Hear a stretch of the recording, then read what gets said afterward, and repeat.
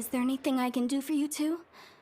I'm afraid that Wangsheng funeral parlor isn't in the best state to receive guests. We've come to see Zhongli. Could you please tell him we're here? Unfortunately, Zhongli isn't here at the moment. It seems he went to Northland Bank. Doesn't the Northland Bank belong to the Fetui? Last time we saw Zhongli was before we went to the Golden House. Do you think he doesn't know about the attack on Liyue? Visiting the Fetui at a time like this could only mean more trouble. We had better go and make sure that everything is okay. You call this cooperation between harbingers? Cooperation involves communication, you know. Don't take it to heart, child. Besides, aren't you happy that you got to skip the formalities and bring chaos to the land? I'm sure you must have enjoyed that. Oh, it seems that some of your friends have arrived. Hey, it's Zhongli and Child. And you! You're also one of the harbingers? It's you two. I believe we've met once before. In the city of Bards, was it? I'm glad you still remember my name. Ah, right. I imagine that it must have been rather hard to forget watching helplessly as something precious was snatched away from your friend. No, don't let her get to you! You've yet to gather the powers of all 7 elements, and our last battle at the Golden House was almost more than you could handle. So it might be best to keep things peaceful this time, seeing that 2 of the Harbingers are here. Well, if it isn't you two. This is our first time seeing each other since Liyue was nearly wiped off the map. This is certainly a bit awkward, wouldn't you say? Paimon knew that we should never have trusted a Fetui Harbinger. Oh, now don't say that. Sure, I may have misled you, but I never had anything against you personally. Besides, I thought we were getting along quite well together, didn't you? Except for that little tussle we had at the end. Nothing personal. We just have different views, that's all. Of course, you may very well hold this against me, but that's up to you. The real deceivers here are Senora and Zhongli. Curse them for leading me on. So actually, I think... Stop wasting time, child. There'll be plenty of time to chat once I'm through here. You remember the agreement, Morax. Now, if you would be so kind. The Gnosis, please. What in the world are you talking about? The contract is fulfilled. That which thou seeketh is now bestowed unto thee. For my promise is solid as stone.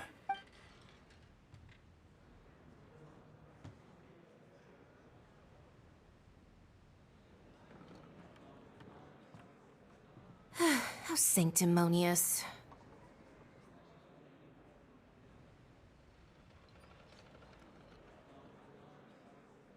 What? So you're the Lord of Chio? No, wait! That's an exciting twist and all, but why give the Gnosis to the Fetui? I do not give it for free. I give it as agreed upon in the contract. For it is a matter solely between the Tsaritsa and I.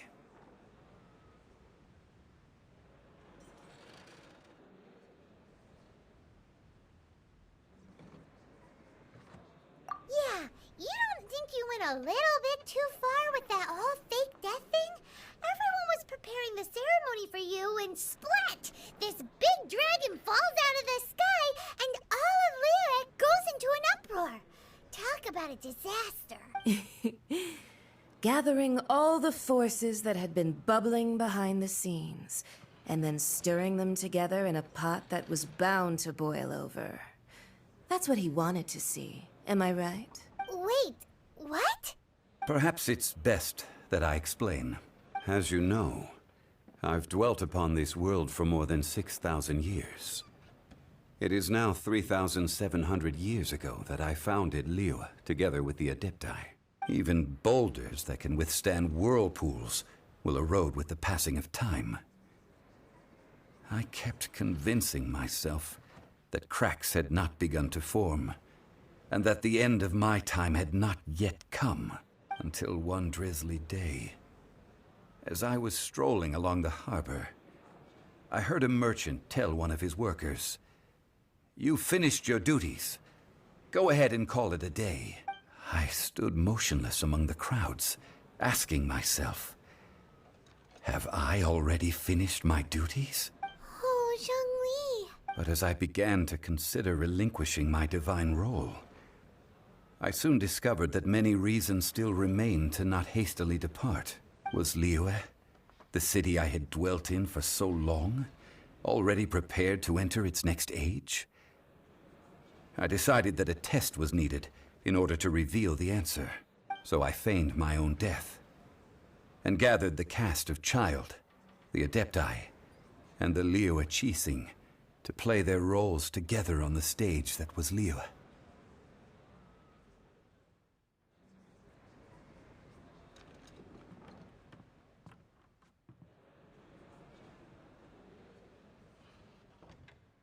That's right. Which is why I continued to safeguard the Gnosis until now. So you mean that if the chaos ever reached the point of no return, you would simply appear and use your divine powers to bring Liyue back under control? Of course. And it would have been all too easy for him, too. Just as a child quickly matures after losing their parents, so has Liyue matured when faced with the death of its deity. In the end, the resolution to all that has transpired was even more satisfactory than I could have hoped for. Take the Adepti, for instance. Owing to their years of seclusion, they were the least informed. Yet when faced with a crisis, they commendably showed the greatest amount of restraint possible. Not only did they manage to cooperate with the Qixing, but in the end, they even made efforts to understand the hearts of the people. Credit is also due to Signora, the emissary dispatched by the Cryo-Archon to fulfill our contract. At my request, she kept everything she knew in strict confidence. This despite the eavesdropping ears of her colleague, Child. This meant I could remain as Zhongli, even having the chance to fulfill the age-old traditions of Liyue in this mortal form. Thank you for joining me on this journey, Traveler.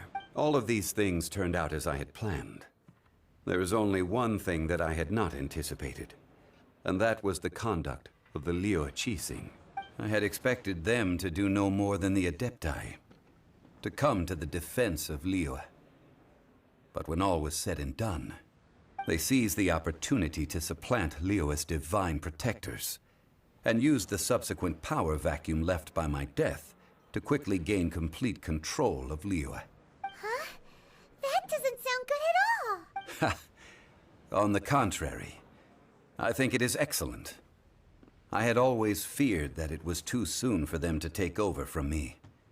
And it was also that which I longed for the most. As such, this is the best parting gift anyone could have given this god of old. Hey, what about me? Doesn't anyone feel the least bit of remorse for deceiving me? You've practically kept me in the dark. I think that thanks would be more appropriate. You certainly played no small part in all of this, wreaking havoc and turning the city upside down. The Lord of Geo ought to thank you for your performance, if anything. If you hadn't created the pressure of a battle between mortals, Adepti, and a god, the lump of coal resting in the hands of the Geo-Archon, Liyue would never have been able to become a dazzling diamond of a city. Huh?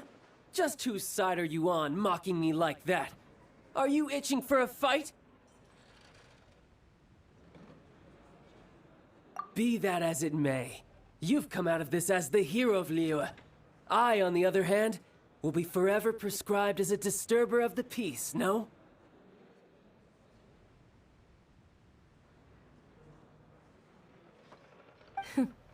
Well then, with the Gnosis in my possession, I have no use for such idle chatter. We should return to Zapoljarny Palace and seek an audience with Her Majesty, the Tsaritsa. Come, child. Fine. I'll meet you there later.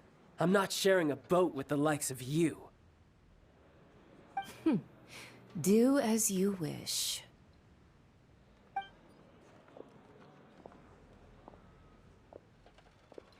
Now then, is there anything else you wish to ask me?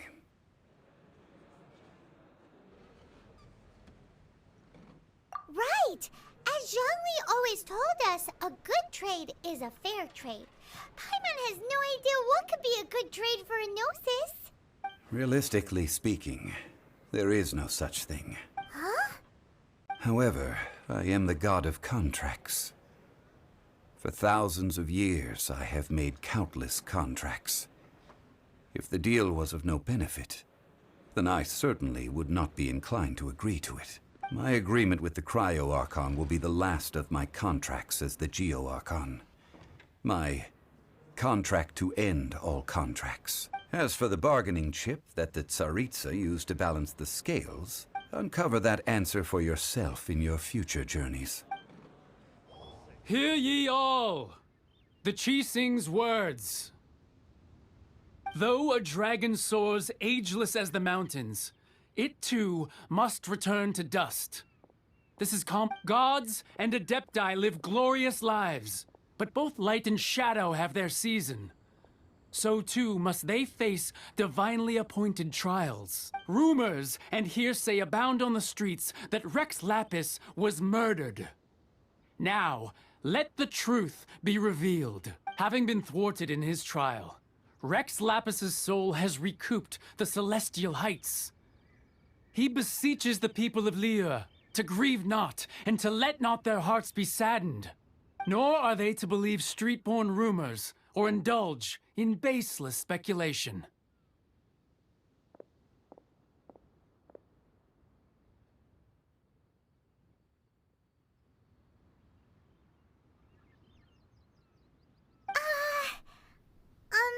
Paimon needs a translation on what the Qixing's announcement said. So that's how they're spinning it. Something feels off. Why would they suddenly give up looking for the murderer? Not to mention how this excuse sounds like something they just made up on the spot. Could the Qixing already have known that Rex Lapis wasn't dead? But Zhongli said that neither they nor the Adepti knew anything. Did Zhongli tell them in secret after his gnosis changed hands? Exactly, right? Ooh, seems like the rite of parting has been going on for a while now. Let's go have a look.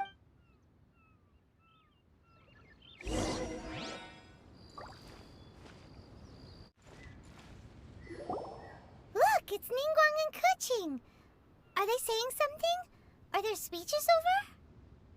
As said previously, Rex Lapis's soul returning to the heavens is the end of the contract.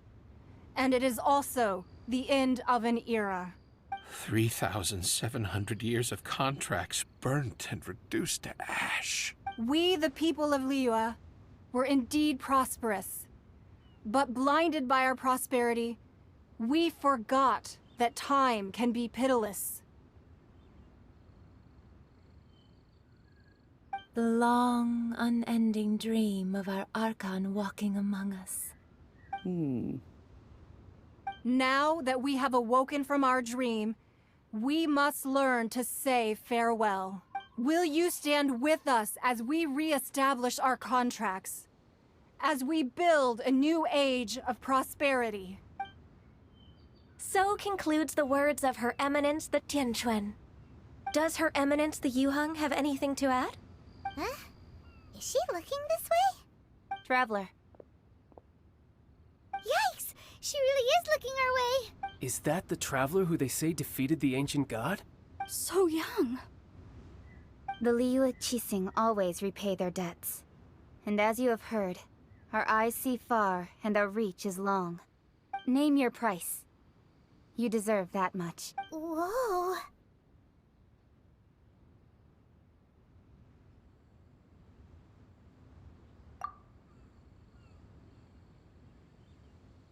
Well, could you help me put up some missing person posters?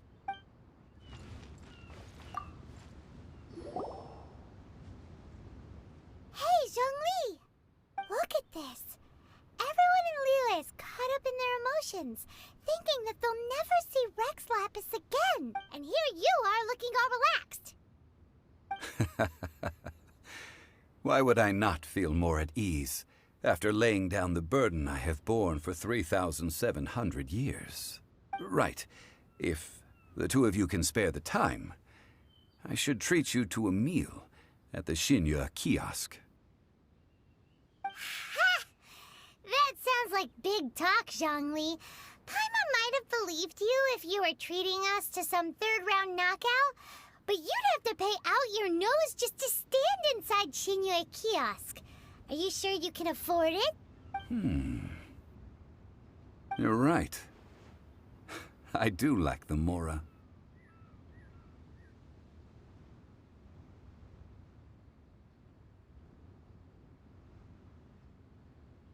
As the Rex Lapis Morax, I can easily create Mora. But since I have chosen to walk this earth as the mortal Zhongli, I should abide by the same rules that mortals do. When I was journeying with you, though I still had the Gnosis in hand, I knew that I must soon retire from my role as an Archon. So I had to rehearse a little for my new life. Oh, no wonder. Paimon gets it now. You didn't look at the price tags when we were spending because you've never had to. But since you weren't used to not being able to just make more Mora as and when you wanted to, you had to try becoming a parasite to society who lives off of other people's credit. Well, we were only spending fetui money. You don't have to say it like that. In the City of Commerce, we do not merely exchange money or goods. We also exchange knowledge, memories, and foresight, as well as positions, roles, and lives. The Archon Morax could never experience life as the true mortal Zhongli could, no matter how many times he descended to be with his people. I must thank you for that. I will treasure the memories that I made as Zhongli, traveling the streets of Liyue with you. That is true. But there is no journey that does not end. No meetings without partings. Paimon thinks that we should make a move and continue our search for the Seven. I fear that continuing your journey may be difficult. The nation that neighbors Liyue by sea, Inazuma, is presently closed. The Electro-Archon Ball. And just as the people of Liyue preferred to call me Rex Lapis, she too goes by another name among local. Paimon thinks we've heard that one before. Raiden? That is the case. And since Raiden is also the Shogun of Inazuma, people call her the Raiden Shogun. That said, though people at the wharf were saying that the situation in Inazuma is very tense, Paimon doesn't remember that always being the case. It wasn't that bad last year. Zhongli, since you're Rex Lapis, shouldn't you know something about what's happening there? Just how did Inazuma become a closed nation? It's because of visions.